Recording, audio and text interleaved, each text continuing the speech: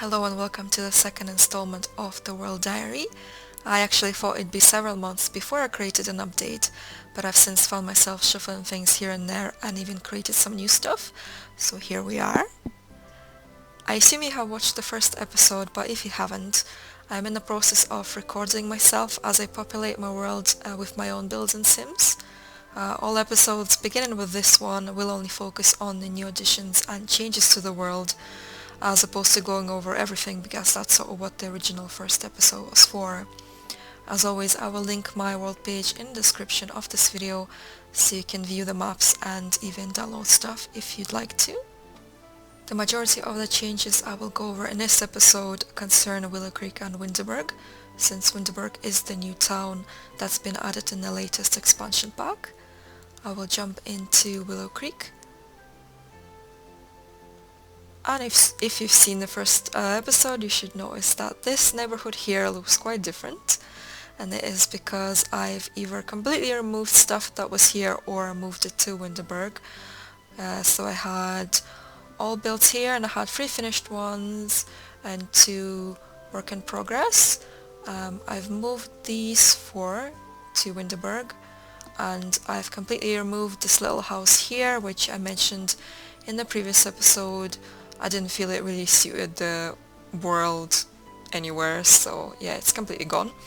And also I still have the Hervaux winery here, and that's because I've noticed that if you bulldoze the special lot in Winterberg, which is the Haunted Mansion, it doesn't change the lot type, so it's still set to like a, whatever it's called, Chalet Gardens or something.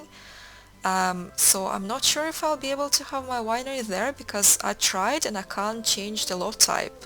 So even if I plop the Hervaux winery there, it's still being recognized by the game as the Haunted Mansion type. So I'm not really sure how I can do that. I might need to wait for somebody to release a mod maybe, or I don't know, I haven't really tested out yet. So the winery is still in Willow Creek, but I will go into Winterberg now and show you what's there. So I have 6 residentials here. There's 2 new ones and 4 that I've moved from Willow Creek. I'll start with this one, well, this neighborhood. This is Fortune's Cart and it's inhabited by Susanna Forn. It is finished, I think. It's not uploaded yet as of me recording this episode. Because I'm not sure if I'm 100% happy with the exterior, because I'm thinking I might just add some more like rocks and bushes, because at the moment it looks a little bit bare. But yeah, I think I'm happy with it being here. So this is one of the lots that I moved from Willow Creek to Winterberg because I just feel like it suits the environment better, because that neighborhood in Willow Creek was kind of an industrial zone with like the crates and cranes in the background, so I always felt a little bit weird about it, but I'm much happier with it being here, and it will most likely stay here. Here's the Traveller Encampment, occupied by Vado Mamala, and it's another lot that I moved from Willow Creek to Winterberg, because like the previous smaller caravan, I just believe it suits the environment much better. I don't believe I changed much in it. I think I just replaced the hanging ivy with the new plants that came with Get Together, and also I changed the terrain a little bit because in Willow Creek it was a vertical lot, so it connected with the road here, so this road kind of extended, like this little path extended here, but I've made it kind of extend this way now since the road in Winterberg is here. But other than those changes, I don't think I've done anything else to it. Oh, and also I think I've rotated this little section here, which is just some seats and a carpet and some candles, because it was also facing like this way, the road, but now it's facing this way. And here's Country Living, inhabited by the Potts, another lot that has moved from Willow Creek to Winterberg for the same exact reason as I already mentioned twice. just fits the background much better, the whole environment. Because it's got like sheep and stuff on the mountains, so I thought it'd be quite cute because this is meant to be like a farm lot. And I think the only thing I changed about it is the windows here, because it had like an arch and a big round window, and I thought it would look cuter with these kind of medieval windows. I came with the new expansion pack Get Together, but other than that I don't believe I've done anything to it. Next is this neighborhood here, which is going to be a fully residential neighborhood, as I'm sure it originally was anyway. First I'm going to show you the Nautical, because it moved, it's the last lot that moved from Willow Creek to Winterberg. Here it is, and it's still inhabited by the Riverfords. I do believe I've changed a couple of things on the exterior, mostly just the fences and the color of the foundation of the little lighthouse. And I'd just like to say a couple of things about this build. This neighborhood was giving me like problematic feels just as I got the new world, because it was populated by very modern builds that I knew I wasn't gonna keep, but I had absolutely no clue what to do here, and I was like really dreading to even start on it. And as I was just going through all the lots, bulldozing everything in Winterberg, I've looked at this lot and I saw, you know, like the little ships, the little boats in the background and the piers and stuff, and it instantly made me think of the Nautical in Willow Creek, and I thought, you know, maybe I should like put it here and see how it looks, and I did that and I absolutely loved it. And that was actually the inspiration for the whole theme of this neighborhood, which is going to be like a kind of coastal New England-ish type. So I'm very happy I tested it out, because if I haven't, I still probably wouldn't even know what I wanted to do with this neighborhood. So thank you, house, for inspiring me. Near the Nautical there's this build, and it's a completely new creation. It's called the Tranquil, and it's a house that is currently occupied by Sterling and Dunn. I'm not entirely sure if they're going to stay here, because a lot of the times I do create a household first, and then I decide that I want to have that household in the world, so I then build a house for them, which has been the case for a lot of the residential builds in my world so far. But this was actually a house that I wanted to build because I am going for a specific style, so I did not have anyone in mind when I was building it, so it's a kind of just a general house. And then I was just going through all of my households who kind of fit the criteria of the amount of space and bedrooms in there, because it only has one bedroom, which is a double.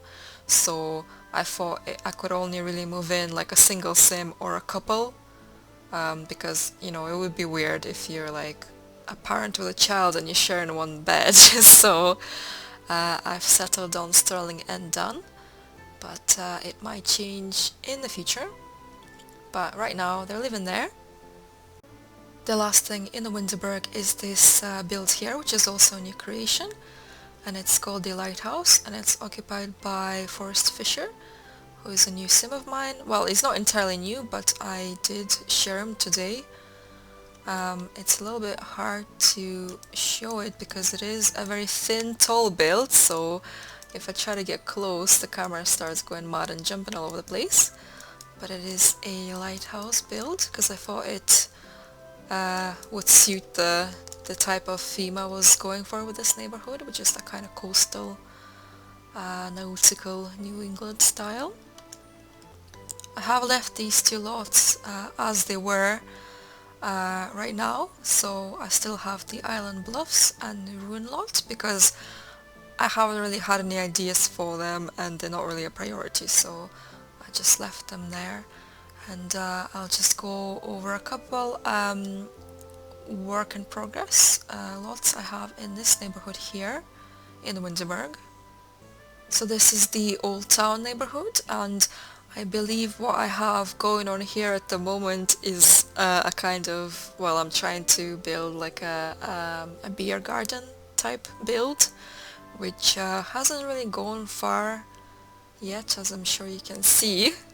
But hopefully it'll progress eventually. Then there's this trio of lots in this kind of canal street thing. As you can see, I've kind of tried mapping them out because they're all different shapes, because this one, like you can see, kind of goes like this, and this one goes down there. So they're all different shapes, and it was kind of bothering me because they're not symmetric, which I wish they were, like around this fountain. So kind of mapped out to see what kind of area I would be working with if I wanted to make something that's kind of symmetric, but I don't know if I'm going to keep it because they are not that symmetric to begin with, because like they're not even parallel. Like this slot's a bit like turned, and so is this one. That's why they're not entirely parallel. As you can see, like I'm trying to make a line here on the bottom of this one, but that was like, yeah, well, I don't know if you know what I mean.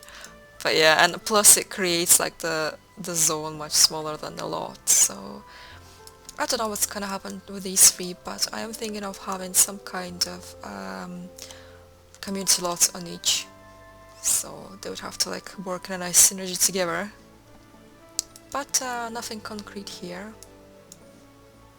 I think that's it for Winterberg, and I think the last thing I'd like to go over is the fact that I have removed the chapel from Newcrest, the one that was next to my cemetery build.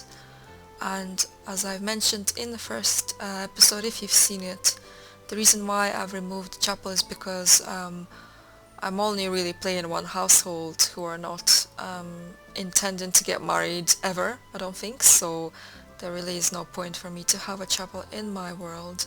That's why it's gone now, and I have an extra free lot there, and I'm not really sure what I want to do there because I did kind of like how the chapel looked next to the cemetery because they were built in the same style, but now that it's gone, I'm not really sure what to put next to a cemetery, because all the cemeteries I'm familiar with in real life, they're kind of doing their own thing, they're not really near anything significant, so I don't even have any like ideas to go by from real life, so I have absolutely no clue. So maybe if you have any suggestions for me, you can give me a shout, send me a message or something. I think that concludes this episode. I'd like to thank you for watching, and I hope you enjoyed, and I'll see you later.